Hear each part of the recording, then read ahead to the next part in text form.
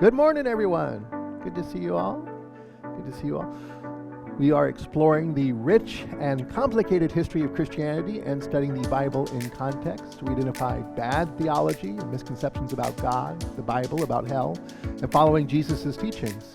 If you find this video helpful, please let us know in the comment section below. And for those of you who have been commenting, we want to thank you very much for all the comments that you've made.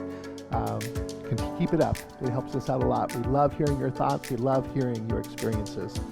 We are continuing on with the story of Abram, and I refer to it as the Abraham cycle. Before I was calling it the Abraham saga, but after a little research, I was told that literarily it's actually a cycle, which is a collection of stories that are connected by similar characters and theme. So why isn't it a saga? Because if you actually look at all the stories, they're not one long narrative. Apparently some of these are not necessarily in what would make chronological sense. So it's a collection of stories about Abraham. There are more stories about Abraham that do not appear in the Old Testament, but the Abraham cycle of stories. So we're going to look at Abraham's first crisis. As I told you, there were 8 crises that he had to experience throughout this cycle of stories. We're going to look at the first one, and that's in Genesis chapter 12, verses 10 to 12, verses 20. Here's a few questions for you. Why Abram lied about Sarai? At this point in the cycle of stories, it's not Abraham and Sarah, it's Abram and Sarai. They get their names changed later. And there is a significance to that. As I said, Abraham's name change actually has a numerological, sorry, I'm tripping over that word, significance to it. The numbers have something to do with it, and I'll get to that point. But why did he lie about Sarai? Was Sarai actually Abraham's sister? Why Pharaoh took Sarai into his house? Why Pharaoh and not Abram was punished?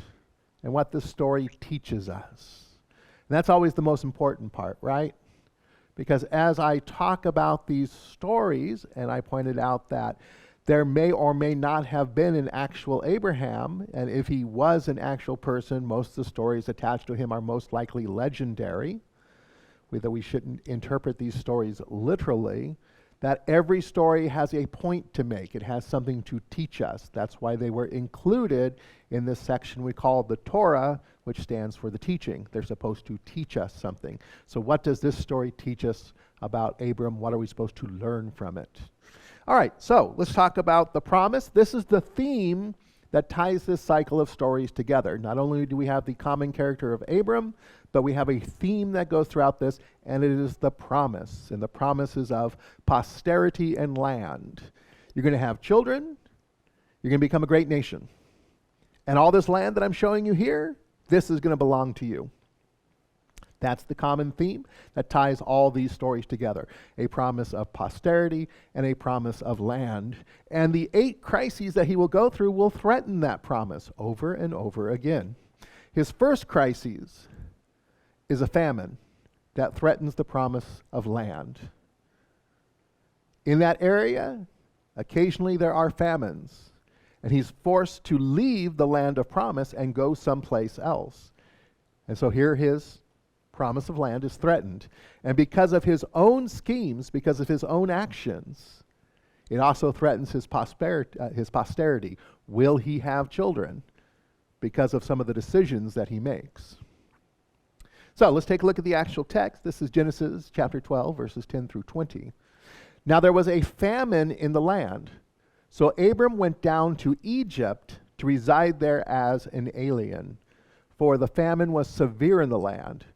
When he was about to enter Egypt, he said to his wife Sarai, I know well that you are a woman beautiful in appearance. Isn't that nice that he can still say that to his wife? I know well that you are a woman beautiful in appearance. And when the Egyptians see you, they will say, this is his wife. And then they will kill me, but they will let you live. Say you are my sister, so that it may go well with me because of you, and that my life may be spared on your account. So this is his scheme. I'm going to try to save my own life here. You say you're my sister, and everything will be okay with me. Everything will be cool. Does he lie? Sort of. We'll get into that. When Abram entered Egypt, the Egyptians saw that the woman was very beautiful. When the officials of Pharaoh saw her, they praised her to Pharaoh, and the woman was taken into Pharaoh's house. And for her sake, he dealt well with Abram, and he had sheep, oxen, male donkeys, male and female slaves, female donkeys, and camels. And I just wanted to, you notice I highlighted camels in red. You're like, why is camels highlighted in red? What is that? What's RC up to now? What's he doing? I just like to point out, this is an anachronism. If we follow the biblical timeline by putting all the stories together in the supposed chronology that's there, camels shouldn't be there. Camels were not domesticated animals until long after the time of the patriarchs. So the fact that the camels are there, that's like having a stopwatch in Shakespearean times. It just doesn't work. Right? So this is one of those out-of-place things that you find every once in a while. But the Lord afflicted Pharaoh and his house with great plagues because of Sarai, Abraham's wife. So Pharaoh called Abram and said, "What is this you've done to me? Why did you not tell me that she was your wife?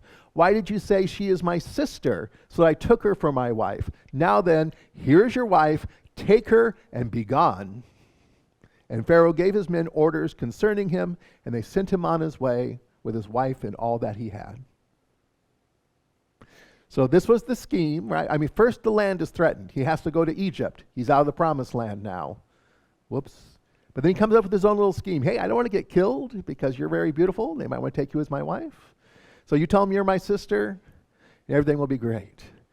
And that threatens his posterity because now his wife is gone. This is one of the interesting things about the stories that appear, especially the stories that appear in the Old Testament, oftentimes in the New Testament as well. They never give us motivation. Unlike modern stories that we have today, we know what the characters are thinking, we know what their motivations are. The Old Testament ones are pretty much just, here's what happened. And that's why we endlessly talk about and endlessly debate why the characters did what they did. Did he do this merely to save his own life? Possibly. There might have been other reasons as well, but we'll talk about that.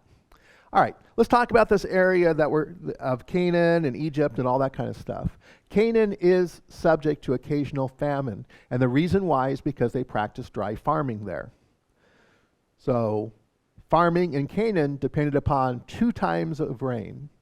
An early rain, which would usually strike in about October or November, and what that did is it allowed the ground to become soft enough that you could actually till it. And then a latter rain, which happened in March or April, which would nourish the crops so that it would get to the harvest and then you could harvest it. So it depended upon two different times of rain. They didn't water it in between. They just depended upon the rainy seasons. If either one of those failed, if they didn't have them, the crops would fail. And then there would be famine. And we've seen throughout the Old Testament that this happened occasionally, that there would be famines in the land. So there's a famine in the land. Apparently the rain failed at this time. And so there's no food. The first one, as I said, softens the soil and stores the water. The second gives the plants the needed boost they need to get to the harvest. Now, Abram was not a farmer. If you remember, Abram owned no land. He was nomadic. He was a herder. And so he had goats, he had sheep, he had things like that. But still, even being a nomadic herder, he was dependent on grass and water for his flocks. So no rain, no grass. No rain, no food for his family and all the other people attached to his family. So he needs to go to Egypt because Egypt doesn't suffer famine as much. Anybody know why Egypt doesn't suffer famine? Because they practice wet farming. This is practiced in an area with heavy rains, floodplains, or a source for irrigation. Now, put on your thinking caps, get your geography in your head. Is there a major source of irrigation in Egypt? Yes, it would be called the Nile River. And The early cities were built along the floodplains of the Nile River. Why? Because we can irrigate and grow food. And so usually in Canaan, where there's a famine, everybody goes to Egypt because they practice a different kind of farming.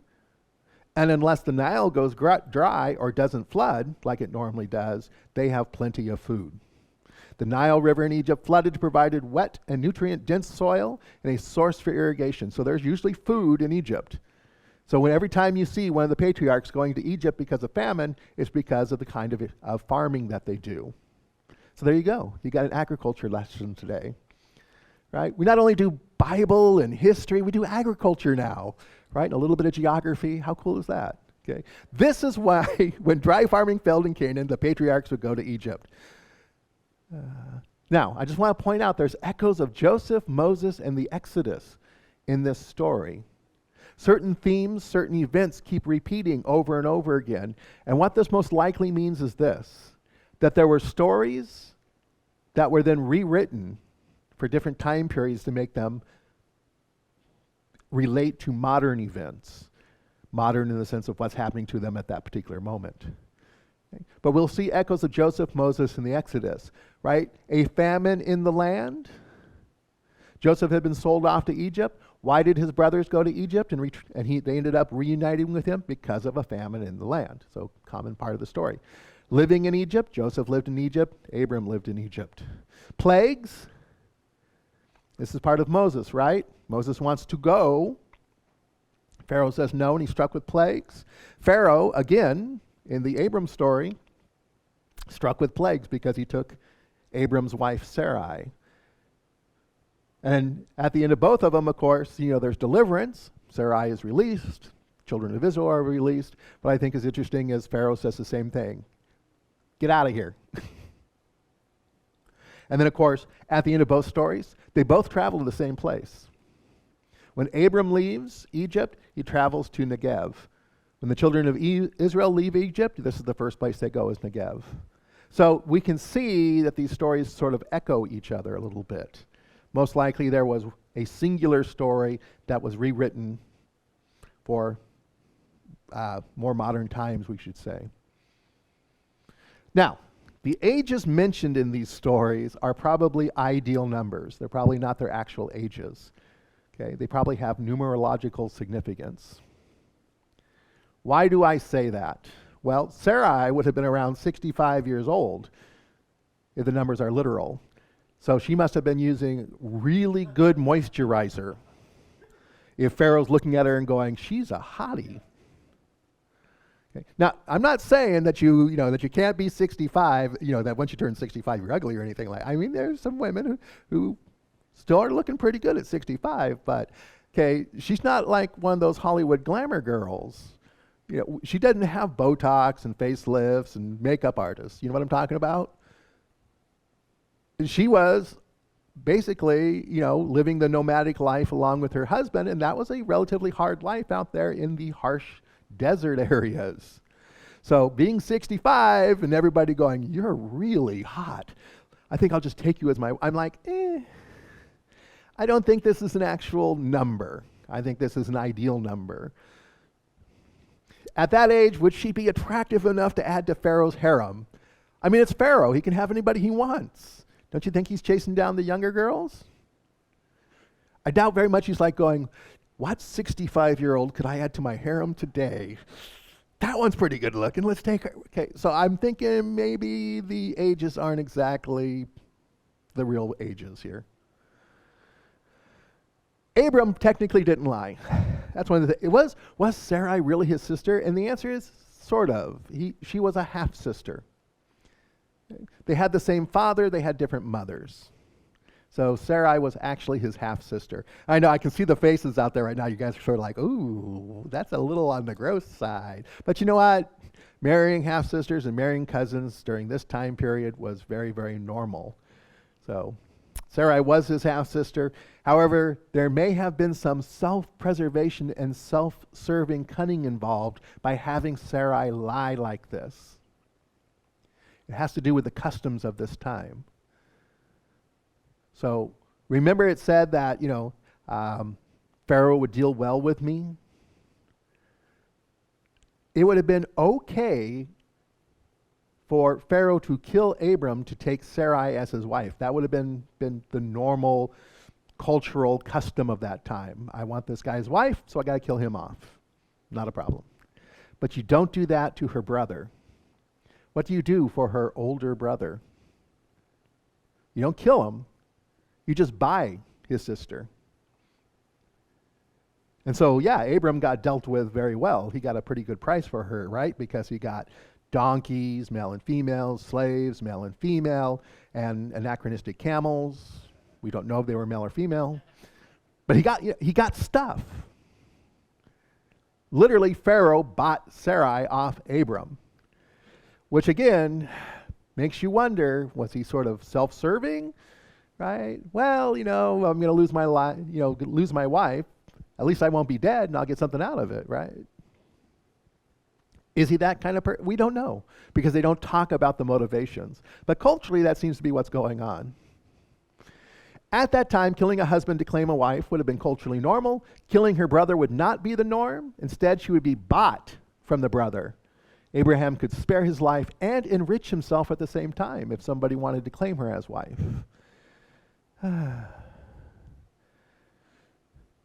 Is Abram really a good example for us?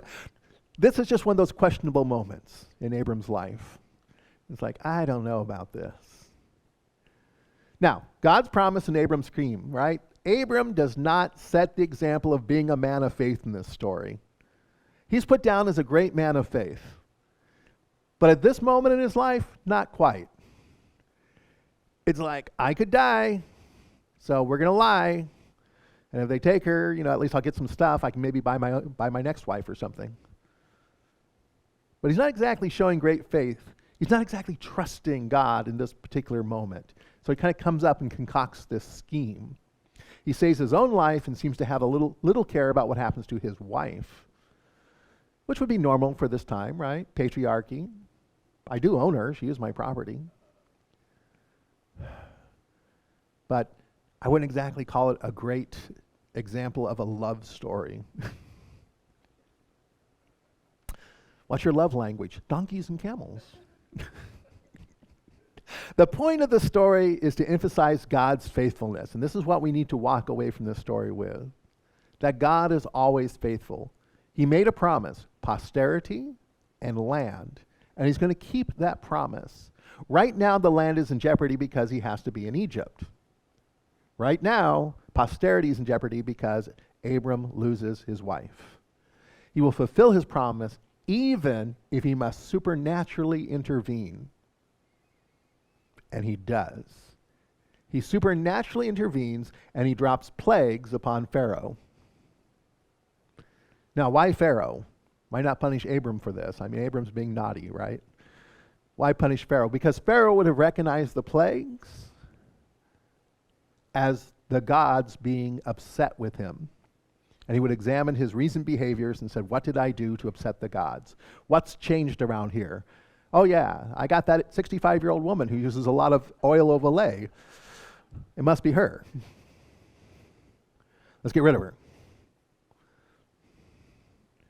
Abram, having messed things up, yes, you mess up God's plan sometimes, right? Threatening his posterity, must learn that God will accomplish his promise. And so this is one of the moments that he is tested. Not tested as in, does he have faith or not have faith? Because we can see what? He doesn't have faith. But tested in the sense like we test metal to make it stronger. We put it through, it goes through a little trial, it goes through a little, we test it, and it actually makes it stronger. And going through this experience is what makes Abram stronger. And this is why we have verses later that Paul would write, that through the trials and tribulations, through the hardships, through all of this, we maintain our hope, and that brings us our endurance. We are stronger for it. That's why the British have that saying, right? Anything that doesn't kill you makes you stronger. This is the idea behind being tested here at this point. So, knowing that, hearing all that, what should we think about all this? How should we live this out? What should we do about all this? How do we apply this to our lives today? Abram is not perfect. Imagine that. A story about a human being that is not perfect. Sometimes you look in the Bible and you read some of these stories and you're like, why is this story in here? It really makes them look bad. I mean, David kills off somebody so he can have his wife. Some of these people are not doing very nice. Samson is like one of the worst examples possible. If you don't believe me, go back and look at our series on Judges. You can look at the Samson story, why he's not a very good example. We have some people who are not good examples, but they are definitely bad examples of what we should not do, and yet how God is faithful at all times. Isn't that a great message? That no matter how bad you mess up, God is still going to accomplish His will and move us through what we need to get through. Through the 8 crises, Abram will have his own plans to accomplish God's promises. He doesn't become a man of great faith until towards the end of his life, after he's seen time and time again, I planned this, and it didn't work out, and yet God still moved me forward. And it took him, according to this cycle of stories, at least 8 times. There are more stories about him, so who knows how many more times it happened. But over and over again, it's like, okay, I'm a little anxious. It looks like I'm not going to get my land. I'm not going to have children. This isn't going to happen. All right, here's what I'm going to do. And God's like going, nope, I got this. See, now you just messed things up over here, but I got this. I'm going to get you through it. Keep trusting in me. Keep learning to trust in me. This is a learning process here for you, Abram. He has moments of triumphs and he has moments of failures, learning to trust more as he lives his life. Welcome to what our spiritual journey is all about. You ever kind of been in one of those churches where you make a mistake and you can never live it down? You're like, I think I better go to another church or something. But if you look at this great man of faith who's held up in the book of Hebrews, in the chapter of faith, as Abraham was a great man of faith, he had a lot of mistakes. He had to learn. He was in process like we are. Maybe cut yourself some slack. Don't be so hard on yourself. And when you're sitting in church, don't be so judgmental about the other people sitting around you. They're all in process, on a journey here. We are the same today. We are like Abram. We are on a journey. We have promises that have been made to us. And like I said last week, we live between the promise and the fulfillment. Like Abram, he lived between the promise and the fulfillment, and today we are the same. We live between promise and fulfillment. The kingdom is here. It's at hand. It's not fully manifested yet. And we live within the hope that it will happen. We live within faith that God will fulfill His promise, and that gives us the endurance to keep going. Moments of great faith are often mixed with moments of failure. Sometimes it happens in church, right? You have great faith and you're like, I totally trust God on this. And the next moment is like, how did I totally mess this up? Welcome to life, because that's the way it's going to be. And we need to accept that. Just because you came down front, you knelt at the altar, and you said a little prayer, does not mean you will never struggle. It does not mean that you will never fail. You just started a journey where you will have moments of triumphs and failures, moments of great faith, and moments where you totally backslide. And your fellow Christians, our job is when we see you have that failure, when we see you backsliding, we just walk alongside of you and say, come on, let's keep going. I know you're a little battered, you're a little bruised, you're a little beaten up here. Let me bandage that up for you. Let's walk slow. We'll walk slow till you can get going quicker. It's okay. See, we come alongside of you. We're supposed to be encouraging you. We're supposed to be the encouragement to you. We're not supposed to be the finger pointers going, condemnation, condemnation, condemnation. No. Abraham, even the great Abraham, totally lied and messed things up. At each failure, that we have in our faith, we need to stop and learn the lesson. You need to stop and say, okay, this is a mess. Look at this. And I did this. All right, I did this. Now what am I supposed to learn from it? See, it's not about how bad you mess up. It's about how you clean it up afterwards. About how you clean up that mess and move forward. Because mistakes are definitely going to be made. That's just life. That's even our spiritual life. Mistakes will be made. You know, I look back sometimes at some of the things that I've written from 20 years ago, 25 years ago, sermons that I preached 20, 25 years ago, and I'm like, man, that was really bad. How could I have ever thought that? And I have to correct them. I'm always in that process, always reevaluating, always trying to learn. We need to be lifelong learners. And our failures are our biggest teacher. Proverbs 19:11 says this, "Many are the plans in a man's heart, but it is the Lord's purpose that prevails." See, we're moving in a certain direction.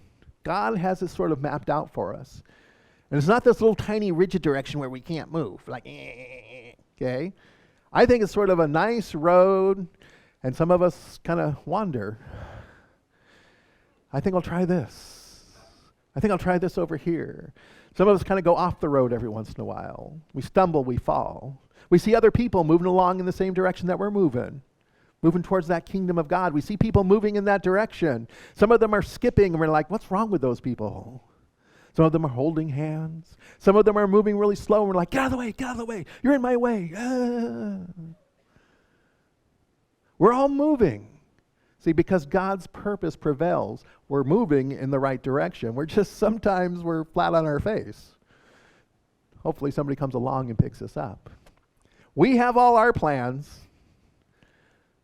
but it's ultimately the direction that God moves us in. His plans prevail. His purpose prevails. What is his purpose, by the way? To reconcile all of creation to himself. I think a few of us go kicking and screaming into the kingdom, dragging our heels. I don't want to. You're like, I know. Come on. Let's go. It'll happen. You'll mess it up so bad that you'll decide to move. We know this is true. We know this. And that God will accomplish his plans. This is what's up in our head. We know this is fact. However, as humans, our anxieties can get the best of us. We begin to worry. Okay, we know, okay. God is faithful. He keeps his promise. We know that he'll prevail. All this kind of stuff. I know this. And inside, we're like, but what about this? What about that? What about something else? All the whatabouts start happening. All these imagined possibilities start happening. We get very anxious. All right. I'll just help God along a little bit here. I'll just give him a little helping hand. You know, right? Okay, and it gets the best of us. We mess up, and God's like, I know, don't worry, come on, I got this. I'm going to get you through it. Keep following, keep trusting. And then, of course, no one becomes a hero of faith overnight. I said the prayer, now I'm a hero of faith. I'll never make another mistake. I'll never suffer anxiety or depression. Right? I'll follow God wherever he leads me. Wherever he leads, I will go. Yeah, not really. You're going to be moving in the right direction, but you're going to have a lot of mistakes along the way. That's just one of those things that we have to learn to accept. You know, when you get to my age, when you're really old like me, so I was saying to my friend Plato the other day, Plato, you know, when we're older like, you know, you and I, you learn stuff like this. It's like, wow, we're just going to make a whole lot of mistakes along the way. We don't have that enthusiasm we had when we first accepted Christ. You know, some people are like, oh, you know, they're so on fire for Christ. Yeah, it's that youthful enthusiasm, that newness that gets you so excited. Yeah, just wait till you hit about the 19th mistake or the 99th mistake. It's the great faith that after like that 100th mistake, you still keep going. You don't become a great hero of faith overnight. So please, cut yourself some slack. Stop being so hard on yourself. Stop being so hard on each other. We're here to encourage each other, to bind up the wounds, and to encourage each other as we walk. Cut yourself and each other some slack. RC, isn't that the teachings of the Church of Bob? Anybody know what the Church of Bob is? Yeah, they're not as popular as they used to be. Early internet days, the Church of Bob was all about slack. Yes, I'm quoting the Church of Bob. Cut yourself some slack. He is a heretic, isn't he? Church leaders need to recognize the mistakes and help people find the lessons to be learned. You know, those of us who've been around for a while, maybe we've acquired just the tiniest little bit of wisdom. Okay, we need to recognize, right? Oftentimes it's because you've done it yourself. You're like, I recognize that. I did that 14 times. Let me tell you what you need to learn at this point, right? And share that with people. Jesus taught us not to condemn, but to encourage and to disciple one another. So if you're in a church that's just full of condemnation and you're afraid of making mistakes, you're in the wrong church. You need to leave. Go find a church that isn't going to be heaping condemnation upon you. They should be encouraging you. They should be discipling you. Shame, guilt, and condemnation are not part of discipleship. And yet, so many church leaders use those. They try to shame you. They try to guilt you. They try to condemn you to modify your behavior. That's not what discipleship is about. Discipleship is leading by example. And sometimes we're just really incredibly bad examples. And that's when we have to turn to our congregation and go, don't do that. I tried it. It doesn't work.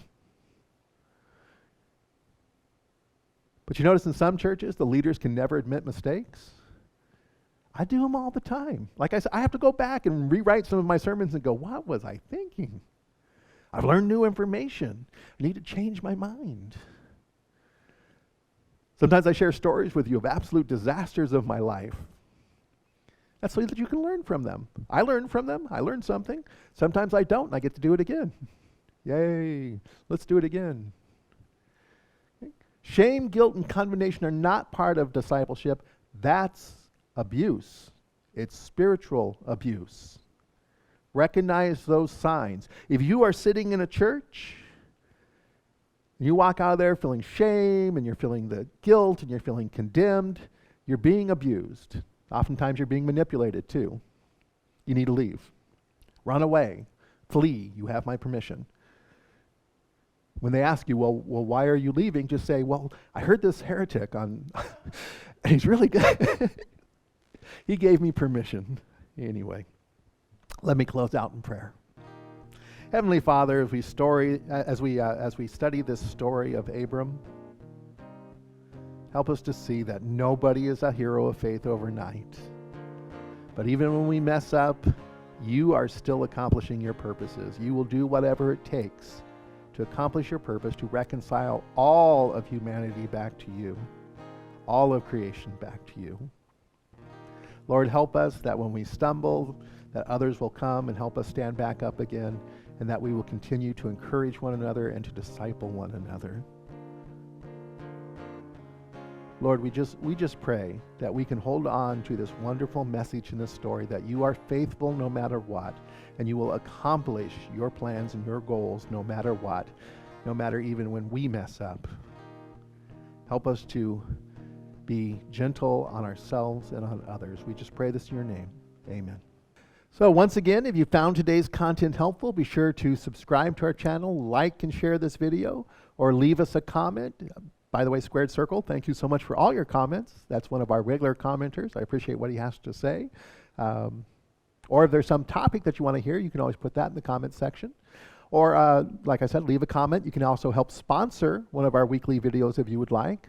All these things help our community here and online and our growing YouTube channel. So don't forget, again, like, subscribe, ring that bell, do all those kind of things. Thanks for making it all the way to the end. Thank you so much. Let's close with this benediction. As you leave this place, trust in God and work with Him. Don't allow fear to lead you to act contrary to what is right. God bless you all. Go in peace. You are dismissed. Thank you.